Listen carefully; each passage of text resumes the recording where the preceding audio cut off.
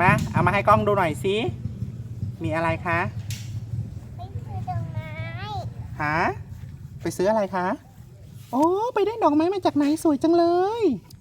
ไปได้ดอกไม้มาจากไหนไอ้นี่มาตลอดเลยกับเขานี่มาตลอดเลยเนี่ยมาตลาดมาตลอดเลยนะพวกเราอยู่ตรงไหนนะเขาออกจอตรงไหนเขาออกด้วยเนาะทำไมเป็นอย่างนี้ไม่รู้เลยพวกเขาเนี่ยโอ้จริงๆเลยนะจริงๆเลยเนี่ยขี้ดื้อเนี่ยขี้ดื้อแม่ขี้